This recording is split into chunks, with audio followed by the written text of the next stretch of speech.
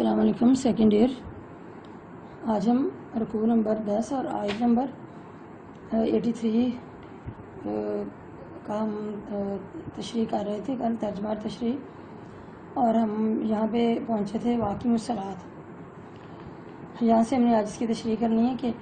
واقعی الصلاۃ واتو زکوٰۃ،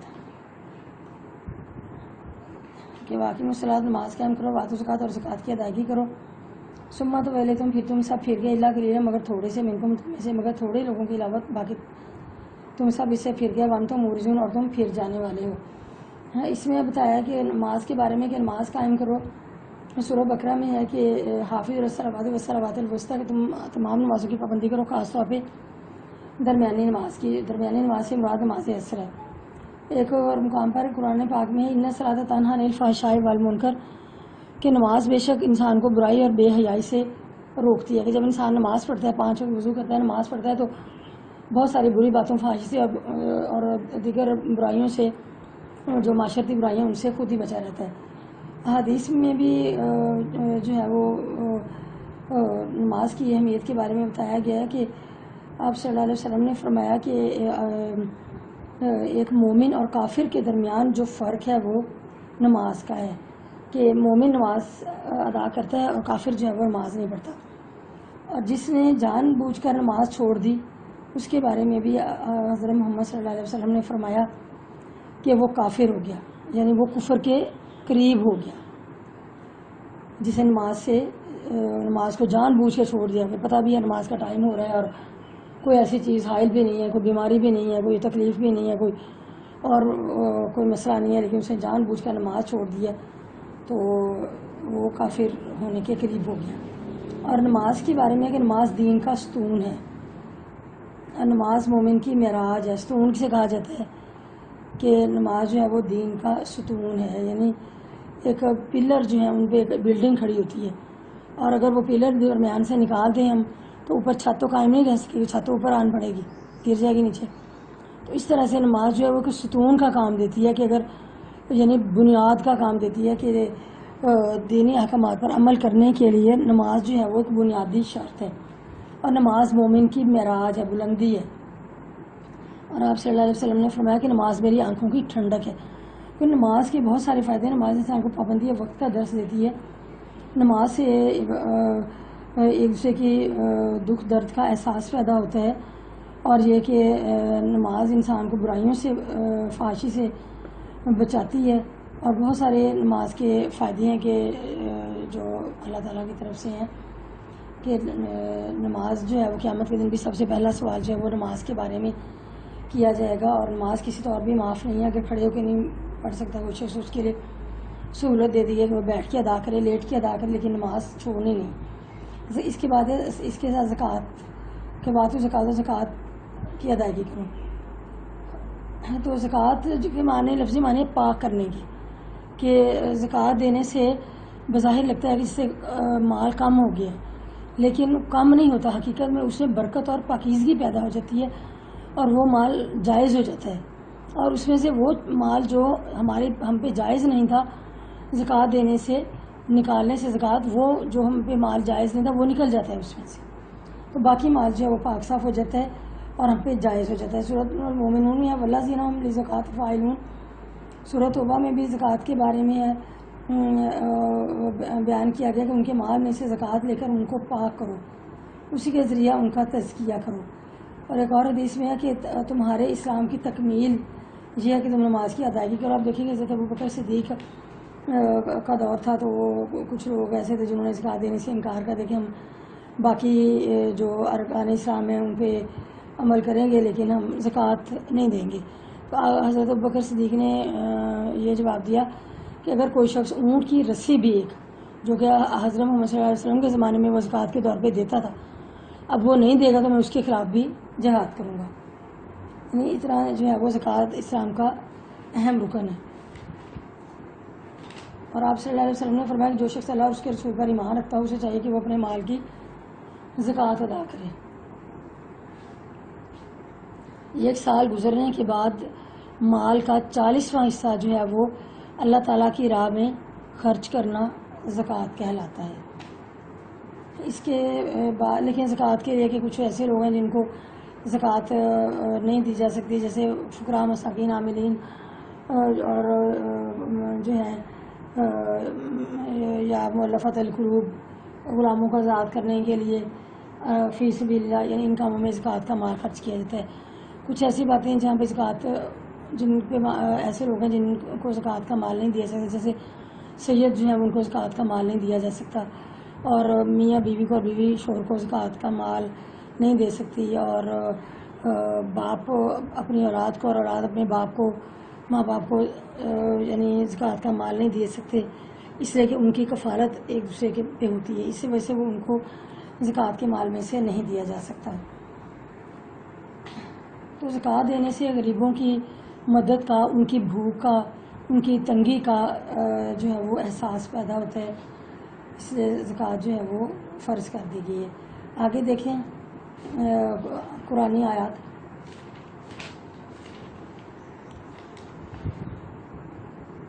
بعض خزانہ، اور جب ہم نے تم سے لیا میثاقکم عہد، اور جب ہم نے تم سے پختہ عہد لیا، لا تسفکون کہ تم نہ بہانا، اور جب ہم نے تم سے پختہ عہد لیا کہ تم نہ بہانا، دماءکم آپس میں خون، کہ تم آپس میں خون ریزی نہ کرنا، تخرجون ولا تخرجون، اور تم نہ نکالنا، انفسکم ایک دوسرے کو یعنی اپنوں کو، من دیارکم اپنے گھروں سے، اور تم ایک دوسرے کو ان کے گھروں سے نہ نکالنا، ثم اقررتم پھر اقرار کر لیا تم نے، پھر تم نے اقرار کر لیا، وانتم تشہدون اور تم گواہی بھی دیتے ہو، ثم پھر انتم تم ہؤلاء وہ ہو، تقتلون کہ تم قتل کرتے ہو، انفسکم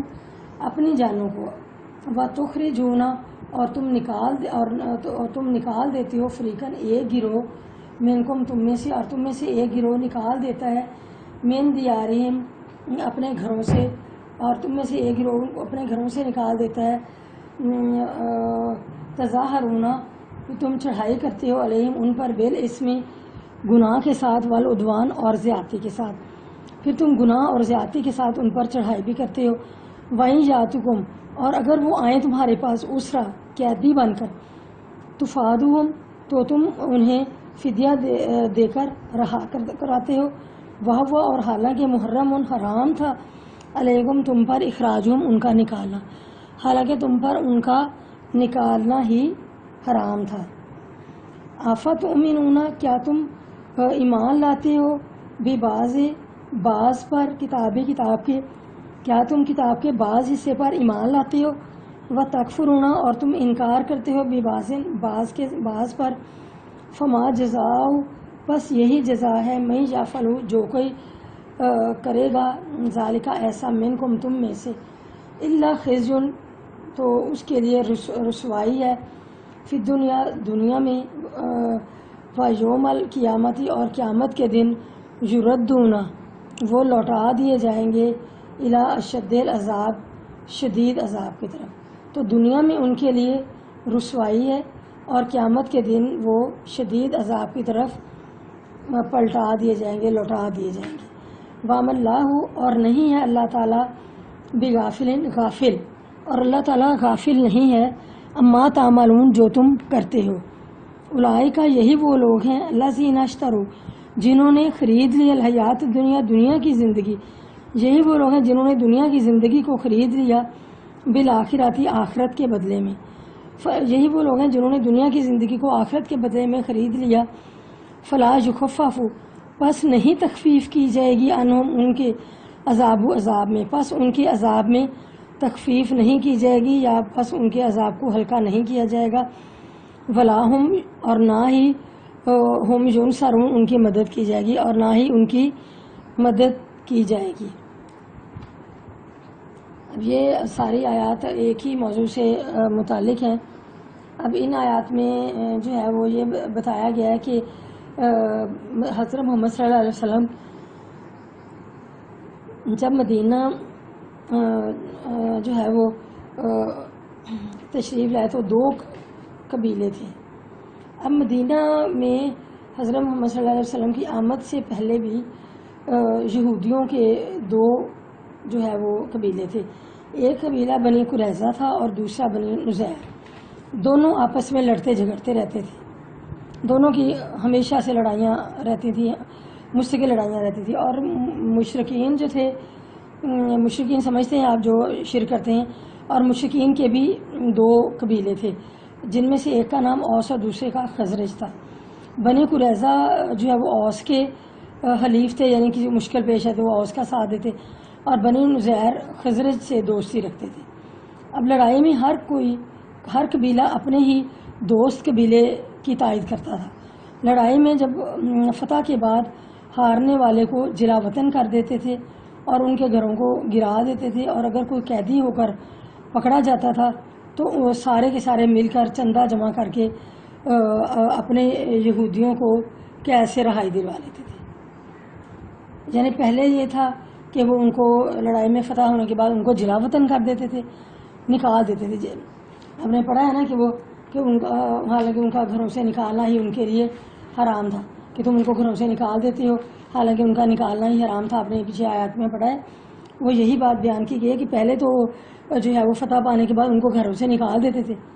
جلا وطن کر دیتے تھے. پھر اگر وہ قیدی بن کر آتے تھے تو جو ہے وہ اس کو رہا کرا لیتے تھے. یعنی یہ قرآن پاک کے ایک حصے پہ تو عمل کرتے تھے جو ہے, اور دوسرے حصے سے انکار کر دیتے تھے. اب جو ہے وہ انکار یہ کہ وہ جلا وطن کرتے تھے, یعنی کہ ان کو جو ہے وہ قیدی جو بن کر آتے ہیں ان کو فدیہ دے کر رہا کرنا, یعنی اس حصے پہ تو وہ عمل کرتے تھے. یعنی قرآن پاک کے اس حصے پہ عمل کرتے تھے کہ جب وہ قیدی بن کر آتے تو پھر وہ ان کو فدیہ جمع کر کے, چندہ جمع کر کے ان کو رہا کرا لیتے تھے, حالانکہ ان کا نکالنا ہی ان کے لیے حرام تھا. اور اس حصے پہ جو جہاں یہ حکم تھا کہ ان کو گھروں سے تم نہ نکالنا, لیکن تو وہ گھروں سے ان کو نکال دیتے تھے, جلا وطن کر دیتے تھے, اس حصے سے وہ انکار کر دیتے تھے. حالانکہ قرآن پاک میں تھا کہ وہ ہے کہ بھی تم ان کو گھروں سے نہ نکالنا, لیکن ان کو گھروں سے نکال دیتے تھے.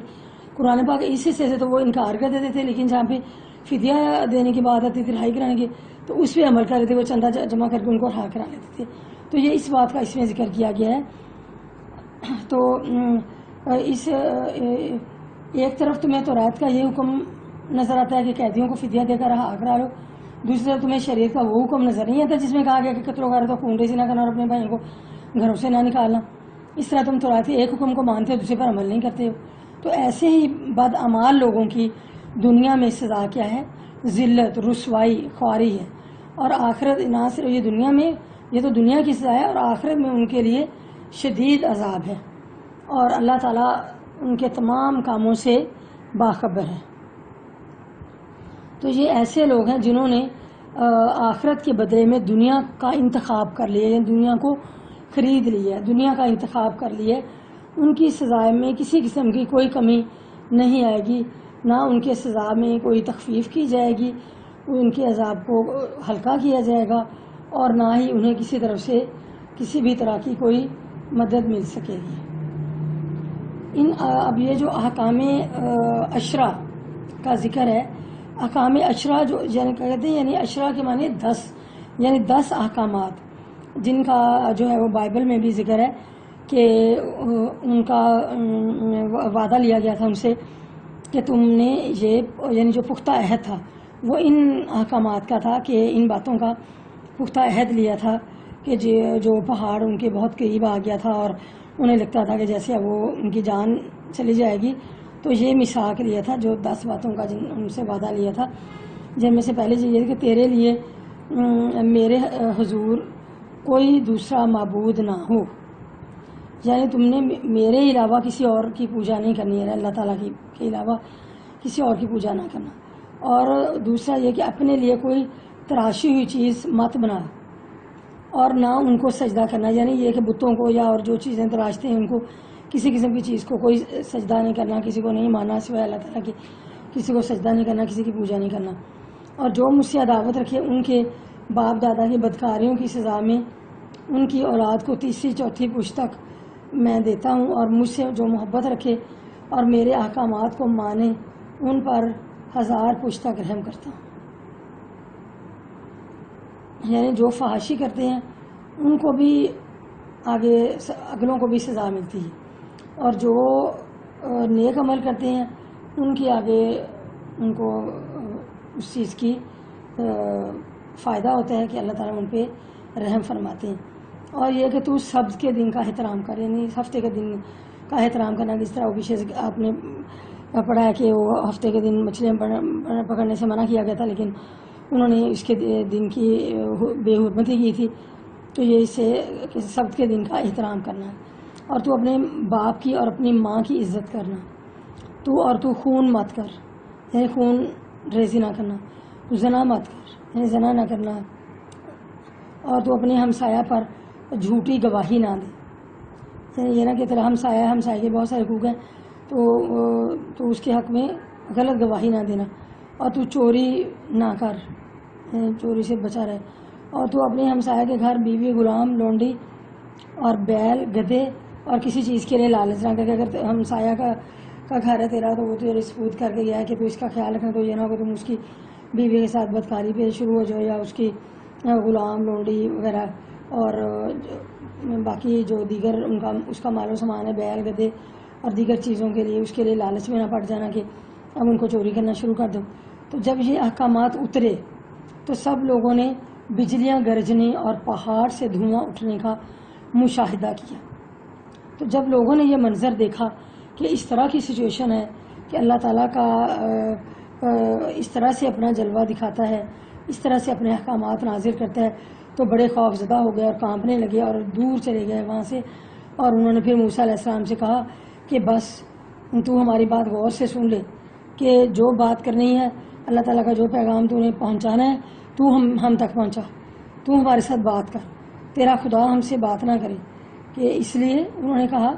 کہ تیرا خدا بات نہ کرے کہ وہ تو اتنا جلوہ ہے اللہ تعالیٰ میں کہ وہ اس کو برداشت نہیں کر پاتے، تو انہوں نے کہا کہ تیرا خدا ہم سے بات نہ کرے ورنہ ہم مر جائیں گے، ہم یہ برداشت نہیں کر سکتے، بس جو بات کرنی ہے تو ہی ہم سے کر۔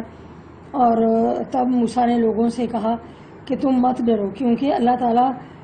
جو ہے وہ تمہیں نقصان نہیں پہنچانے کے لیے ہے، بلکہ وہ تو تمہارا امتحان لینے کے لیے ہے کہ کیا تم اس کی بات کو مانتے ہو کہ نہیں مانتے ہو، تاکہ اس کا اور یہ اللہ تعالیٰ نے جو جلوہ دکھایا ہے، یہ بجلی گرجی ہے، یہ چمک، یہ اس لیے ہوا ہے تاکہ اللہ تعالیٰ کا خوف تمہارے دلوں میں موجود رہے کہ اللہ تعالیٰ اس طرح سے اپنا جلوہ دکھاتا ہے اور تم گناہوں کی طرف، برائیوں کی طرف مت جاؤ۔ چلیں جی، ہو گیا سیکنڈ ایئر، امید ہے کہ آپ ساتھ ساتھ یاد کر رہے ہوں گے۔ آپ دیکھ لیں کہ میں نے جو ہے وہ چھٹیوں کے بعد جیسے یہ وائرس کا سلسلہ ختم ہوگا تو انشاءاللہ تعالیٰ کالج کھلیں گے، تو اس کے بعد جو ہم پڑھا رہے ہیں ہم نے دوبارہ نہیں پڑھانا، آگے سے پڑھائیں گے ہم، اس لیے پلیز اس کو ساتھ ساتھ آپ لوگ تیار کریں، نہیں تو بہت بڑی ٹینشن ہو جائے گی آپ کے لیے۔ ٹھیک ہے، چلیں جی، اللہ حافظ۔